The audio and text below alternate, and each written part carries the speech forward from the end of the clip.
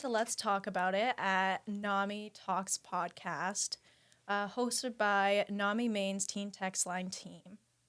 The podcast highlights the voices of young adults who work on the text line and support youth and their mental health. In each episode, we will delve into the world of peer support, sharing firsthand experiences, insights, and resources to navigate life challenges. This podcast addresses sensitive topics like suicide and self-harm. Please look out for your mental health and well-being and seek support as needed. The Teen Text Line is open from 2 p.m. to 10 p.m. Monday through Friday and 12 p.m. to 10 p.m. on Saturday and Sunday. The line can be reached at 207-515-8398, and it is meant for people ages 13 to 23 who are looking for mental health support and they are not experiencing a mental health crisis. I am Sydney, and I am joined today by Grace, right here. Hello. And Dennis is joined via Zoom, and we are going to be talking about anxiety disorders today. Go into it. All right, so anxiety is a normal and necessary thing that happens even for us to survive. It is a hyper alert state that is needed sometimes to help us recognize and respond to dangerous situations. But anxiety that is persistent and interrupts our daily lives may be considered an anxiety disorder. As a reminder, we are not trained clinicians and cannot diagnose anybody, so please seek support from a mental health or medical professional if you have any questions or concerns. When you think of an anxiety disorder, I would assume that the first one that comes to your mind is generalized anxiety disorder. Generalized anxiety disorder usually involves an intense feeling of worry or fear that is consistent or persistent and interferes with daily activity. It can also produce like chronic, exaggerated worrying about everyday life. And then this worrying can consume hours each day, making it hard to concentrate or finish tasks. A person with generalized anxiety disorder may become exhausted by worry and experience physical symptoms like headaches, trouble sleeping, tension, sometimes nausea, like the brain and the stomach are very related. Then there's panic disorder. Yeah, I can talk a little bit about that. So panic disorder is an anxiety disorder characterized by panic attacks, which is when you have a sudden extreme anxiety or instance of anxiety that is out of control. And often it's around intense fear or feeling threatened by something. And this also often starts with intense anxiety and obsessing over the thing that is making you anxious.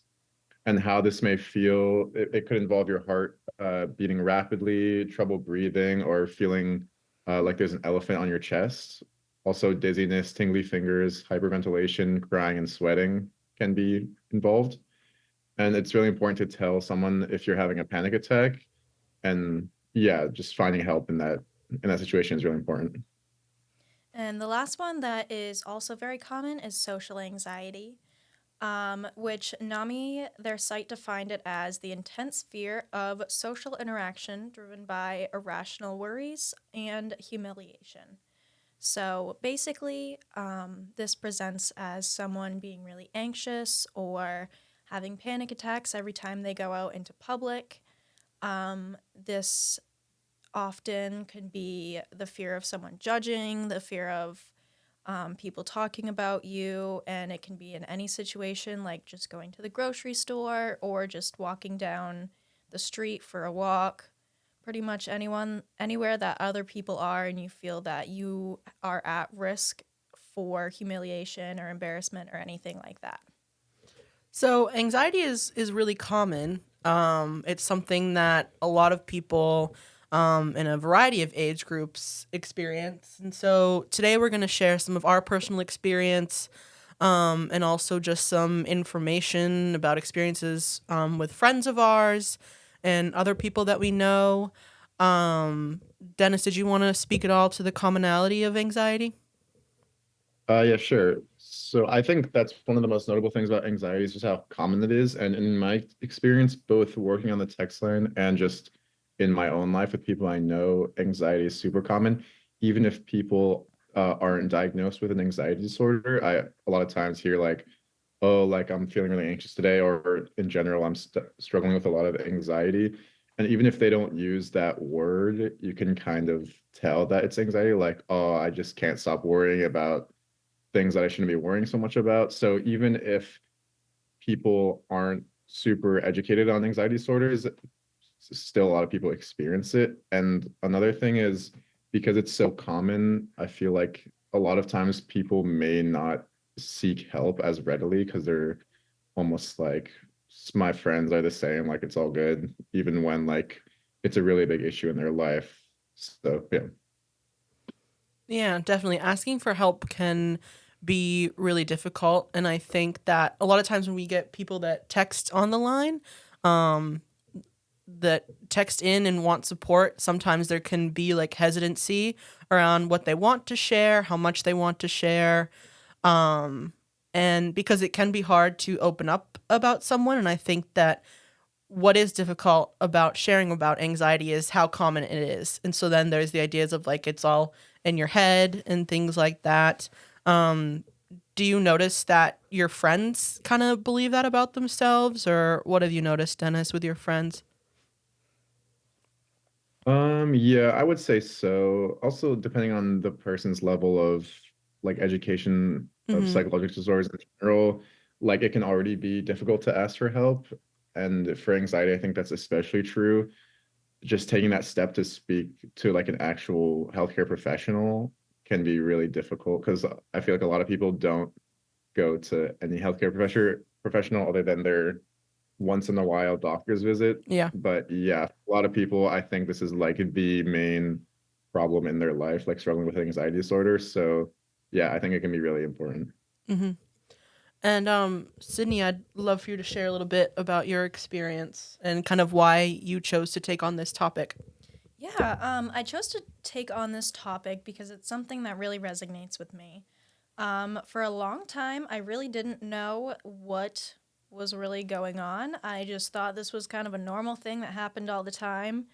Kind of the point where I realized it wasn't really normal was when I was it was my freshman year of college, and I would go into the dorm bathrooms and I would feel like I was going to throw up, just very nauseous, couldn't see straight, and I would sit on the bathroom floor and just have a panic attack, hyperventilate until I eventually would pass out, and realized that was absolutely not normal. And after a couple times, I realized, I really need to try and advocate for myself and get some help, which was not easy because I did not like kind of admitting that there's something wrong or something, and um, going to my parents and kind of being like, "Hey, I need some help." Um, that was definitely hard, especially because I had already gone to therapy beforehand, and the insurance had denied that, so that was also really hard. But I really liked my old therapist, and I was fortunately able to go back. So um, that was definitely good. But it was really hard to manage at first, especially going through school and having generalized anxiety on top of testing anxiety. That was very difficult. Um, and so I was able to kind of work through things with my therapist, and we went through some mostly like mind and body connection. And she definitely got me to realize some of the signs before I would have a panic attack to try and prevent that. Um, and there are some different things that you can do, some different coping skills that we'll get into a little later. But it was definitely really scary. And I definitely felt very alone because I didn't know really what was happening to me to relate to other people. But there was definitely like, I could kind of like when my heart started racing, I could kind of tell I would be numb, my vision would fade in, I'd feel nauseous. I would feel like a huge elephant was just sitting on top of me, not very comfortable. So I would definitely say it was a lot of like physical pain and mental. Sometimes I wouldn't even know why I was having an anxiety attack, which would cause more spirals. So then I was trying to think of why I was anxious, making myself more anxious. And so kind of trying to reach out to help. I mean, I went to my roommate first. I was like, do you ever just, feel like you feel nauseous and then go into the bathroom and like hyperventilate till you pass out? She goes, no. And I'm like, okay, maybe I should get a little bit of help. She's like, you seem pretty anxious. I'm like, yeah. And so I did reach out to other people, and they're like, maybe not that severe, but definitely anxiety is very prevalent. And it's a lot of the time it can be something as little as like, my mom didn't text me when she got home from work or something. What if she crashed? Or like, it just immediately goes into just spiraling thoughts, never ending, and then you just keep going down tangents. So it's a lot, but nobody's alone. There's definitely ways. That's why we're here to educate you guys on how to help yourself and recognize it early, and just be able to help others as well if needed. Yeah, I'd say that spiraling and kind of overthinking that you were discussing is something that I've experienced a lot. And as you mentioned, like with test anxiety, mine mainly would come up with school. I tend to lean in the more perfectionistic way. And so I was always just thinking about what had to be done next. And I was making like list after list because I couldn't stop thinking about what I had to do, what was due, and all those sorts of things. And it's like I would start thinking about one thing, and then all of a sudden I would be like at this whole other really like grand conclusion of like, I'm never going to graduate, I'm never going to be successful. And like that spiral would have started with just thinking about an assignment I was worried about, and then it would end in that like really extreme thought and really extreme mindset. And it's so interesting how our brains can really take something and just like run with it. I found that fascinating and stressful, but it's interesting how that works. And so I appreciate you sharing about kind of the panic attack journey that you had, and I'm interested if you wouldn't mind sharing a little bit more about kind of what it was like talking to your parents and opening up. Kind of what did that take? Because I think a lot of people that reach out to us aren't sure how to communicate with their family members. Yeah, absolutely. So it was definitely very difficult, and it took months to kind of build up the courage, because I was like someone who hated talking on the phone, couldn't even call for a pizza. That made me so anxious, and so I kind of I wrote a script of what I was going to tell my parents. I talked to my dad first because he also has anxiety, and I knew that he was seeing the therapist that we had seen in the past. And so I reached out to him knowing that he would kind of be more understanding, and kind of relate to what I was saying. And so he was like, absolutely, no problem. And that was just a huge relief because just kind of thinking of that thought, like, I want to get into therapy, I don't know what to do. For a while, I stayed quiet and I tried things like BetterHelp, but I didn't have money. So that was a little bit of an issue. But I think a lot of it, and a lot of people who text in often text in and they're like, well, this is the closest part I could start. It's free. And that is a huge barrier people get into is money. Mm-hmm. And oftentimes, like they're in high school or something, they can't pay counseling rates by themselves. And it is hard to reach out to even your parents. And it also just depends on what type of attachment style you have with them. But it's definitely really hard, but kind of like ripping off the Band-Aid once it's done, like it's to help you in the long run. So it's going to turn out really well. So after I texted him because I was too scared to do it in person. So I texted him and I was like, I'm feeling really anxious and I'm thinking about going to therapy again. And he immediately called me and I was like, oh no, what did I just do? And he was very supportive. He's like, absolutely, do you want to go back to the same therapist as last time? Do you want a new one? And he just like immediately had like all the questions that I was needing that I hadn't even thought of. And it was just really great because I had kind of felt like I was getting back up on my feet and able to kind of get back into like just kind of a normal lifestyle, I guess, and not just not being alone and being able to discuss these with a professional who can actually offer insight to help. And it definitely helped a lot in the long run. So it was really nice. Yeah. So I'm curious along the lines of communication, because again, opening up and telling people what you're going through, which we're doing right now, Yep. it's very Yeah. difficult, and it can be difficult to do in person. And I'm curious, Dennis, about kind of how communication has gone in your friend groups and if you've noticed a change over time. Like I do think that conversations about anxiety and mental health are becoming more normal and easier to have, especially among friends. But I'm curious if you've noticed a difference at all in your friend groups. Yeah.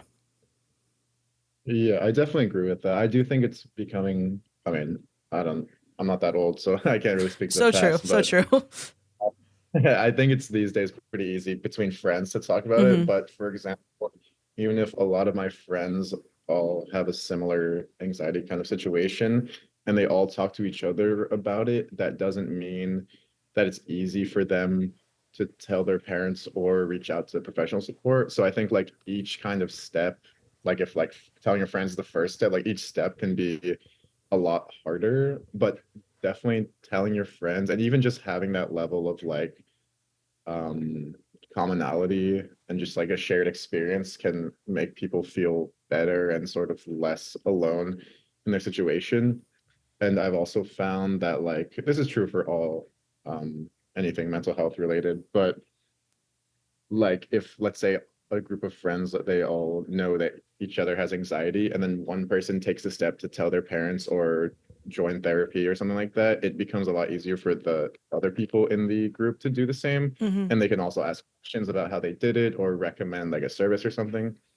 So yeah, I think having that little sense of community, even if you don't have the same like diagnosis or one person has anxiety and the other has depression, like I don't think it matters so much the details as the experience of like sharing like what you're going through. That's a great point. I think that speaks to like though they're not like trained, but the power of peer support. And I think Mm-hmm. why the text line is so helpful, because it is peer support. So we have some shared experience. And so I think it can be easier, as you kind of mentioned, to talk to someone and to open up when we know that someone else has done it and it's been okay. Like maybe it's been hard, but it's gone okay. And so, going off of Sydney, what you shared earlier, I want to share my own kind of experience. I Please. don't, okay. I don't have a panic disorder. I do have generalized anxiety, but I don't have a panic disorder. But I'm a very sensitive person, and it would not. I don't. I was never really. I was officially diagnosed, of course, but I was kind of born kind of high strung. I was kind of born an anxious person, and a really sensitive person. And I remember as a kid, I would often, like very young, shopping in department stores. I would I would get like the lights, the music, the clothes, everything. I would just get so overwhelmed and I would get that like nausea feeling and just like I just need to get out of here. But something that I recall that wasn't when I was so young is I spoke about school earlier. School is a big topic of anxiety for me, or a big causer of anxiety. I absolutely love it. I love school so much. I love learning, but it's stressful. And I remember I also don't deal very well with change. And so I'd like gotten my schedule for like starting a new semester, and I'd gotten it, and I looked, and I just started to ruminate like about everything that was going to come with that, the syllabi, the coursework, who was I going to be in class with, what's the professor like all of this was going in my head. And then I had plans with a friend that evening, and I had my dad like drop me off because it was downtown Portland, and those of you that try to park in downtown Portland, you know it can be tough. And I had friends or plans to meet this friend for dinner and then go to a museum. And so I was already like kind of elevated, like I was already anxious. And like we sat down, we got food, like things were going okay, but I was still anxious, like I could feel it. Just an unsettled feeling. And then we go to the museum, and it was like so warm, and like just, you know, there were a lot of people, and I just noticed myself like the overwhelm was increasing, and I wasn't even thinking about anything in particular at this point. But I had like the meta anxiety that you mentioned of like being anxious about being anxious. I was like getting anxious that I was anxious. And so as time went on, I noticed that like I just like could not breathe very well. I was like, I need to get out of here. I was so warm and dizzy, and I couldn't breathe very well. And so I stuck it out. But when we left and my dad picked me up, like I noticed my hand shaking when I went to open the door handle of the car, and I got in and I like flopped in the seat, and he's like, "What's going on?" I'm like, "I'm just really, really anxious right now."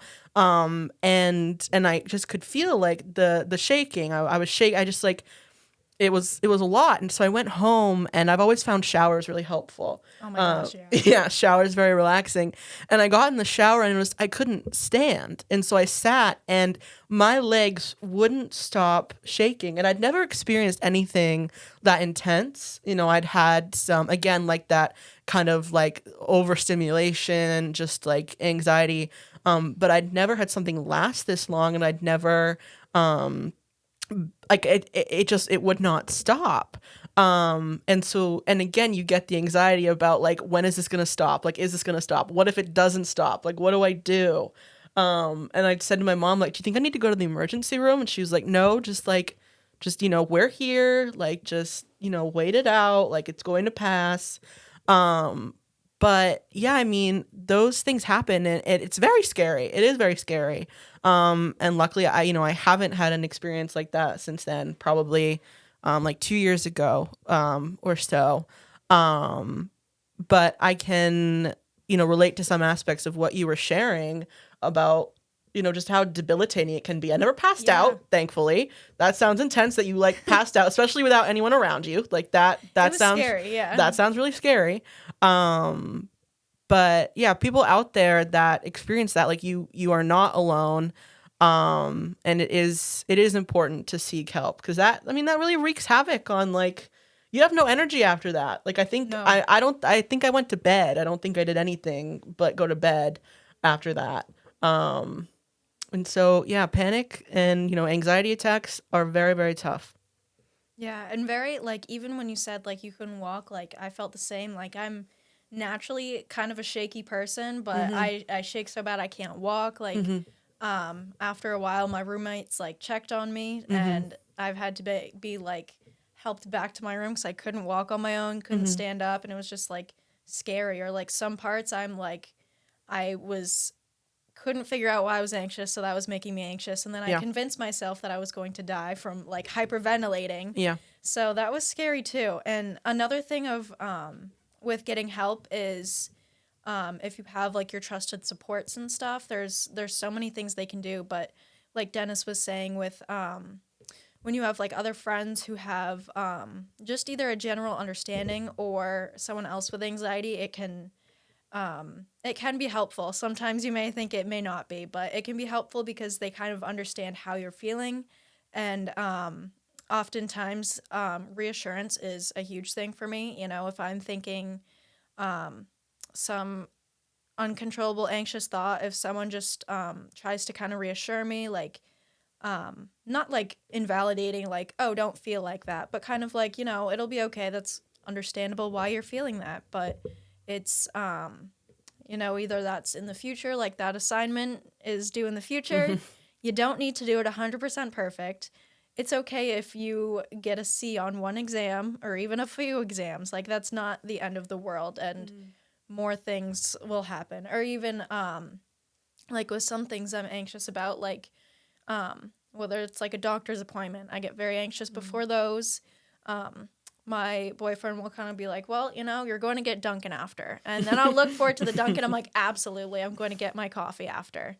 And just even like setting up those little like rewards for like, yeah, you did it, has like something to look forward to afterwards, and just like that like reassurance that you'll make it through.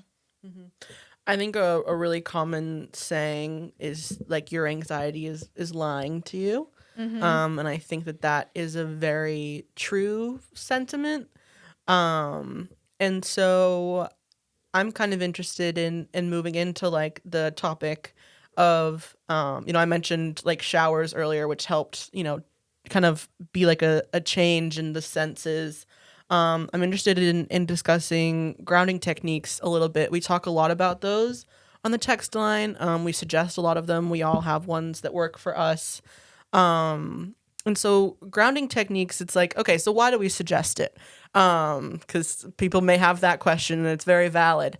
So anxiety and panic can lead to, as we mentioned, like increased heart rate, trouble breathing, again, overthinking and rumination. And so all of these things really disconnect us from the present moment and from our surroundings. And so when like our sympathetic nervous system or the fight or flight response takes over, we have trouble accessing coping skills and our sense of safety. Like, again, you get in that like spiral, and it's hard to get out of it. So the grounding, the grounding and breathing techniques are an attempt to like slow our brains and our bodies down and reconnect with our senses and the things around us, and show ourselves that like there's not a threat present. And so then the more that we can access the coping skills, and slow down the panic. And so one grounding activity that I use really often and recommend often to people is the five senses. So you name 5 things you can see, 4 things you can hear, 3 things you can feel, 2 things you can smell, and 1 thing you can taste. And so like this legitimately like involves all of your senses. It takes you out of your head and into your surroundings. And so that it kind of interrupts the fight or flight response, which can calm the nervous system. And I like this one because no one has to know that you're doing it. And so that's really helpful. Some people like something that's discreet. And I've used this so many times while driving, while trying to fall asleep, while in class, anywhere like that. And then, Sydney, you have one that I've not tried, but I would love to hear your experience and love of sour candies for a grounding Yes. technique. I do like this one. I also really like the 5 senses, and also just like kind of a general thing about grounding exercises is kind of how like I see panic attacks. It's like kind of my head is the only thing. Like I am just like focused on a very small thing, and it is that thing that's making me anxious. That is the only thing I'm focused on. So kind of getting your mind to like, if you can get it to connect to the other parts of your body, then you can start using this and kind of realize that like you can see different things, you can hear them. And a lot of times how I would kind of trigger that response and get my kind of get my mind out of that tunnel that it's in is using sour candy. And it sounds so weird, but I have used this so many times. Everyone says that I love my granny candies, and I do, because it is just, it helps so much. And I've had panic attacks while driving, and it was absolutely terrifying. I've had to like pull over, but I don't really remember pulling over. I blacked out. So after that, I was like, that was probably one of the scariest things of my life. I need to do something now. And I had remembered my therapist mentioning like keeping like either a hard candy or like something that can like stimulate your like mouth, give your mouth something to do, but also specifically sour, because that like initial kick it gives you is kind of like a wake up response, and it's kind of like, hey, you need to move the focus somewhere else, like instead of these spiraling thoughts. Like for me, it kind of just like moves the focus from my brain in that little tiny tunnel in my brain to maybe my mouth or the back of my jaw where I'm feeling the sour kick or something. Um, and it kind of it just moves your focus, and it kind of takes you out of that like that fight or flight response. And there's also like there's two more. I think one's fawn, and a lot of the time that happens with me is I'll just freeze. I'll sit there and freeze like a deer in headlights, and my like nothing will work. So I keep sour candies in my center console or something. I just eat that, and it's kind of like the ice I've been frozen in has melted away, and I can kind of start to move a little bit more. And so that's kind of like my initial, like, kind of like a shock response. So I can kind of be more aware of my body, and so my mind and body can kind of connect more and not be so like tense, and I can kind of loosen up. Or even like a lot of times the five senses is good for other people to do. If like even I remember my Spanish teacher in high school would use this on us when we were getting too rowdy. She'd be like, "Okay, hold on, five senses," and it would work. I was like, "Okay, I'm gonna find four things I can hear right now," and it was like a race or something. But it was kind of when someone else does it, they're like kind of relying on you to like name these things. So it's like not like a pressure like you better do good, but like you know that they can like reassure you, hold you accountable, and kind of be like, okay, what are two things you can smell? And sometimes recognizing things, even if it's a bad smell. If you're near a bathroom, it's still a smell. It may not be pleasant, but at least you could recognize that, and you're not reminiscing on those thoughts that may not even exist, that are just, well, the thoughts exist, but the thing might not exist. And even if it's things like, I can't remember if I locked my car or something like that. And you may not be able to check it at that moment or something like that. Just kind of distracting yourself is really good, and especially when you can like get like a sour candy and just kind of like wake your body up. Yeah, I think those like the five senses, the sour candy. Another thing is like holding ice. You know, they're all like very sensory related. Splashing cold water on your face. I know like doing jumping jacks. Well, maybe not if you're having trouble breathing, don't do jumping Don't do jacks. that, please. I'm gonna take that back. Actually, I take that back. But something to change up like the senses that you're feeling, and as you said, like bring yourself back into yourself instead of so in your head. I think that can really be helpful for kind of like the more panic zone Yeah. that people experience. And did you want to add something? Oh yeah. Okay. Well, another thing that I just thought about, if you have like issues with like even just general anxiety, or like panic, and you kind of feel your heart starting to race, and you can kind of feel the panic attack coming on or something, I usually keep with me like a little like sensory bag with like those sour candies, like something I can squeeze, something like lavender that I can smell, to kind of like anything that will kind of snap me out. Like when my heart starts racing, it feels like I can't breathe. I get very sweaty, which is why showers are great. Very shaky. So when I kind of start to realize those almost like symptoms, like those things leading up to what I believe will be a panic attack, I just grab the bag, usually grab sour candy first, and then kind of assess everything else. Deep breathing too, that helps a lot. So just kind of anything that can kind of calm you down, even if you're in the midst of a panic attack, you know, something that can kind of either distract you or just get you away from that spiral and that like tunnel vision. And so I think what I'd love to like move to next, I think that's really great when it comes to like really again like panic, high anxiety, and so I'm kind of interested in kind of like the day-to-day anxiety, maybe some of what you were touching on earlier, Dennis, that your friends experience. You know, what are some common coping skills that either you use or that a lot of your friends use for that kind of everyday anxiety or kind of that like overwhelm?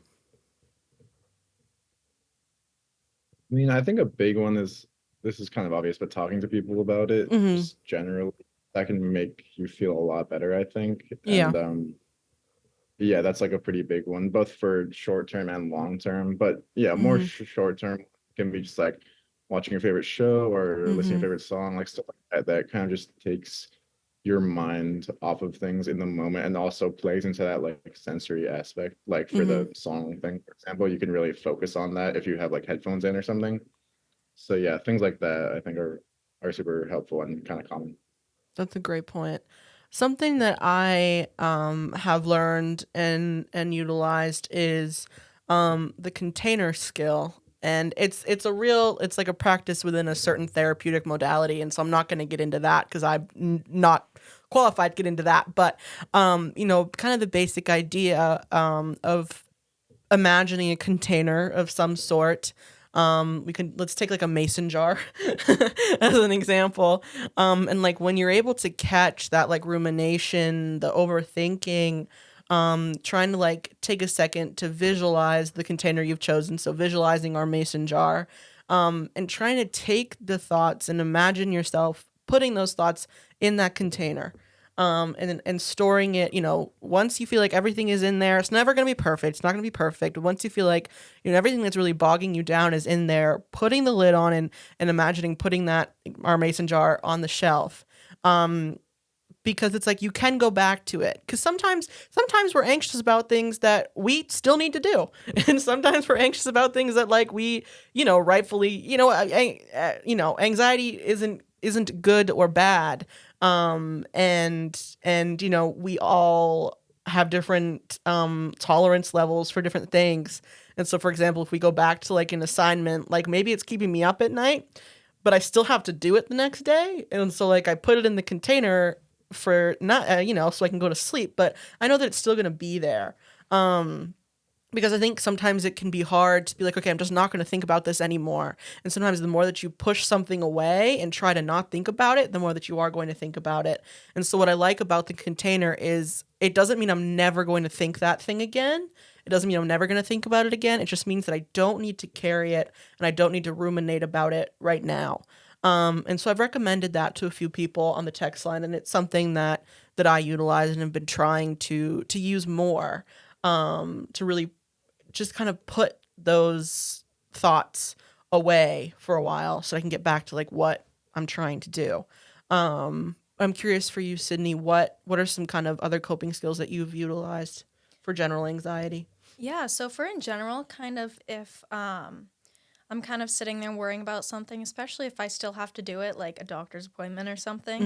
Mm-hmm. Often what I'll do, and this is like definitely probably one of my favorite things for when I just kind of have general anxiety, is I'll put on my favorite show, which is usually New Girl, or Mm-hmm. like just something in the background that I can still kind of pay attention to, something comforting. And usually I will paint or do some other craft like make jewelry Mm-hmm. or just anything like that. I really, really like painting because it's just a different way of like expressing myself. Half the Mm-hmm. time I can't even tell what I painted. It is just whatever colors I'm feeling, Mm-hmm. and sometimes I go by like color psychology. If I'm pretty mad, I will paint the whole thing red. Mm-hmm. But just kind of like the sensory feeling of like the paintbrush like gliding across the paper or something, or changing colors, like kind of, and it's kind of fun afterwards to like paint and see like how I was feeling, like kind of like what Grace was saying, like kind of like looking back at that, like that jar or that container, like kind of looking back at the painting and being like, oh, okay, I felt like that at that time. But it's also just kind of like distracting my mind, and it's just very like soothing to me. I really enjoy painting. Mm-hmm. Awesome. Have said that have been helpful, and there are some things that people have said or that I've seen online that aren't helpful. And so I'm interested in kind of wrapping up with a discussion about that. And yeah, how do you kind of cope with and come back from comments that aren't helpful?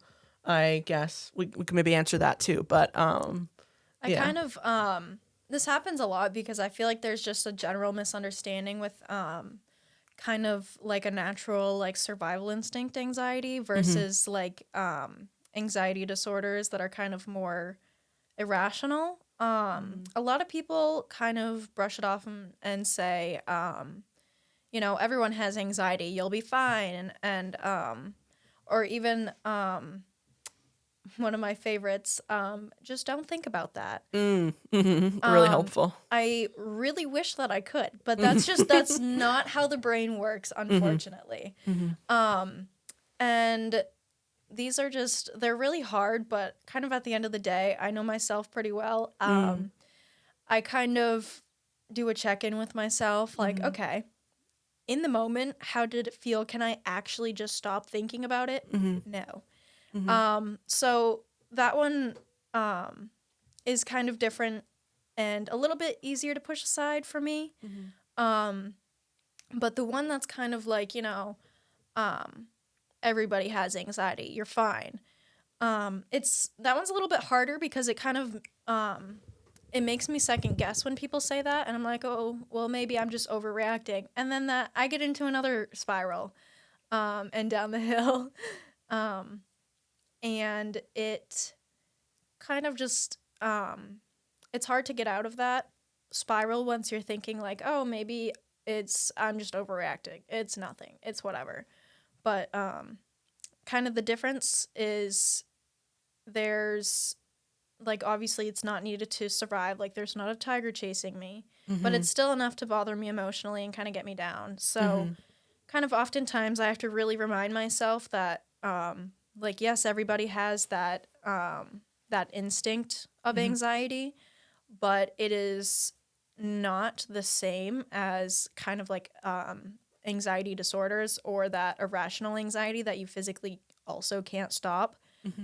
So kind of just reminding myself that, it's not something I can control regardless. And they're two different types of anxiety. And there's not really much I can do to help that in that moment besides the coping skills. But there's not like, I can't just think like, oh, there's not a tiger chasing me. I'm fine. Like it's not as simple as many people wish it could be.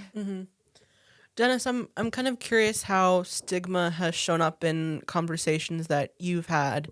I think this stigma is probably going to be a common topic that we touch on. But I'm interested in your perspective, in your friend groups and Yeah, things like that. yeah, definitely. I mean, yeah, for mental health stuff, I think stigma is always going to be there, but it's almost like for any one person, like the amount of people they interact with that like contribute to that stigma can be almost like overridden by the amount of people who they interact with who kind of fight against it. So basically, like you can be that person who like fights the stigma and is like a supportive person. So yeah, I mean, I think stigma will always be a problem, both for anything mental health related and really anything. And that has a lot to do with like people's education level about you know, mental health stuff. And this especially people with in older generations, it's a pretty new field, so you honestly can't really blame people, but it can still be really difficult to deal with. But yeah, just having even just a few people who you know very well, who you can rely on to kind of talk to, and they'll listen to you and be supportive, can be super helpful, I've found. Yeah, and I'm interested. You mentioned earlier, like the more people that talk about it, the easier it becomes, the more you realize you're not alone and things like that. Mhm.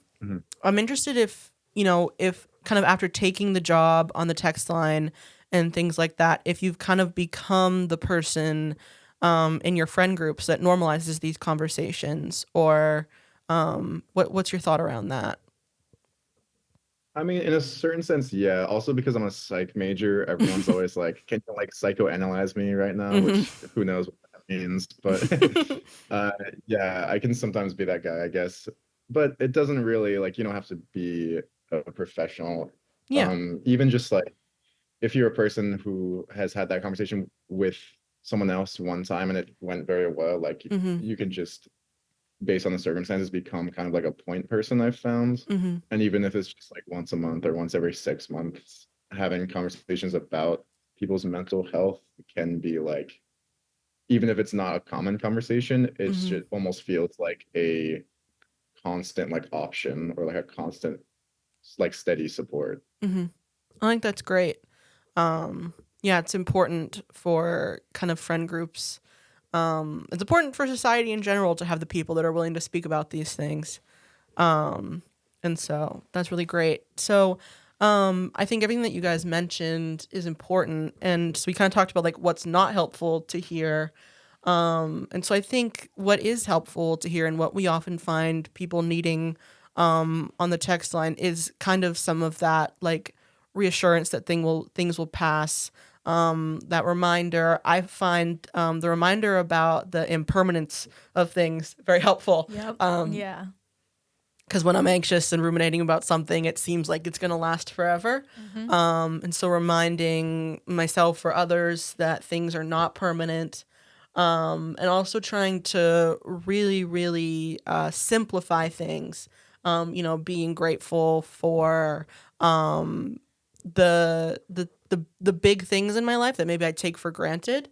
And reminding myself that even if this bad thing happens, most likely I'll still have these things in my life. That's been really helpful. When I was going through a really hard time, really anxious, I made a gratitude list every day, and it's cheesy, but it was actually quite helpful They for work. me. They are helpful. They are work. helpful. Because I was able to like look back of like, okay, what was I grateful for today? Okay, like, my parents, my friends, like my bed, like all these things, and then reminding myself that, okay, even if something went terribly, or the thing I was anxious about were to come true or were to go bad, it's like I still have these things at the end of the day. And I'm extremely fortunate to have those things, and I know that anxiety can be very isolating. All mental health challenges are very isolating, I think. And so again, that ability to talk about it, not everyone has that, and so it is important to try your best to find someone that you can talk to, no matter who that is, and if it's us, that's great. And we love that. We do. We do. Hopefully you're able to find someone in your life that you can open up about this with. And I think that when it comes to opening up, I think it can be helpful to be clear about what you need. Do you want someone to listen? Do you want advice? I think the clearer you can be, maybe the less awkward that conversation can be. And this is one of my favorite tactics too. Oh yes, please. Even just kind of when I'm feeling anxious, and sometimes I just want to vent. Sometimes I'm like, I'm really feeling anxious about this. I don't know what to do. My head's spiraling.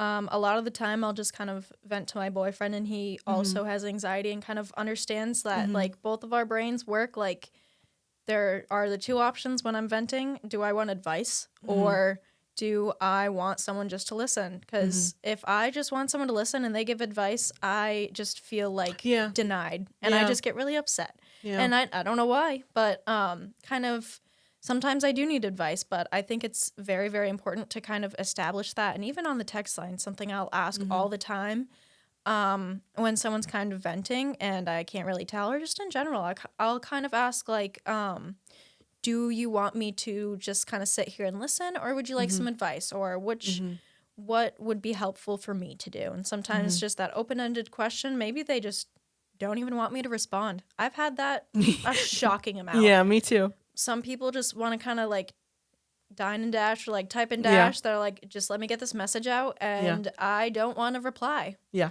I'm like, all right, cool. I just like being there to support, knowing that somebody was listening to them can even no response. Some people just need to kind of get it out and not have it build up within themselves, and not like build up so much to the point where they overflow, or like even like how you were saying when you were having that really anxious time at the museum, like sometimes you just kind of start to like overflow and like ooze out of anxiety, and it's not fun. So definitely kind of being clear of what you want, or even if you're supporting someone who has not even just anxiety, who's just like venting or something, depressed, kind of ask like, what would you like? What will be helpful for me? Like, should I just listen, or do you want me to give you some advice? All right. Well, I think we'll wrap up from here. And Sydney, want to take the outro? Yeah, absolutely. So that's going to be all for this episode. And make sure to hold on. Can we redo that? Wait. Go right ahead. All right. So that's it for this episode on Let's Talk About It. Please make sure you subscribe to NAMI Talks. Wherever you get your podcasts, Spotify, YouTube. I'm sure it's on Apple Music too. Thank you so much for listening, and we really hope that you can tune in again and help someone else and support yourselves. Thank you. Thank you.